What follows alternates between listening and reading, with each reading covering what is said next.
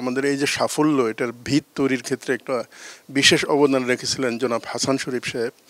আমি ওনার সবার পক্ষ থেকে ওনার কাছে কৃতজ্ঞতা জ্ঞাপন করি, কারণ এটা একদম হাঁটি হাঁটি পা করে কিন্তু অগ্রসর হয়েছিল। এবং উনি যখন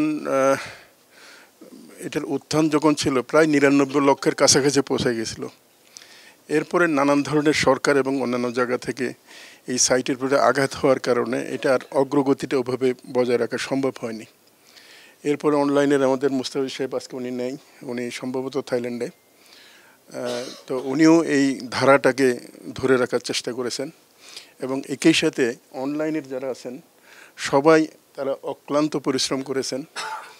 আর এরপরে সর্বশেষ যে এটার গতিটাকে সামনে এগিয়ে নেওয়ার জন্য আমাদের যুবরাজ ফয়সলের নেতৃত্বে যে ডিজিটাল টিমও কাজ করেছে, কারণ এটা শুধু অনলাইনের নিউজের জন্য না, একই সাথে ইউটিউবের যেসব ভিডিও এবং অন্যান্য কন্টেন্ট আছে এগুলোর কল্যাণে আমরা দ্রুত অগ্রসর হতে পেরেছি।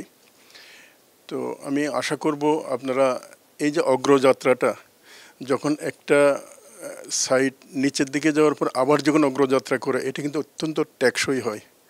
আমরা জানি সাধারণভাবে কেউ যদি অসুস্থ হন তার মধ্যে এক ধরনের রোগ প্রতিরোধ ক্ষমতা তৈরি হয়, তখন তাকে আর ঠেকানো যায় না। তো আমাদের সাইটটা আমরা আশা করব যে এদের সামনে শুধু এগিয়েই চলবে, আর এটা ঠেকানো যাবে না।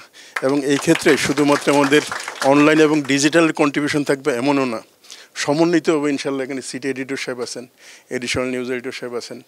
তো সব মিলিয়ে আমরা সবাই মিলিয়ে নয়া দিগন্তের প্রতিটা কর্মী এই অনলাইন, ডিজিটাল এবং সামগ্রিকভাবে পত্রিকা যাতে সামনে এগোতে পারে, এর জন্য আমরা সবাই ভূমিকা পালন করব।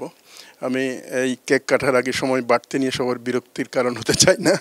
আমার মনে হয় আপনাদের সবাইকে বিশেষ ধন্যবাদ এবং সালাম দিয়ে আমার কথা শেষ করি।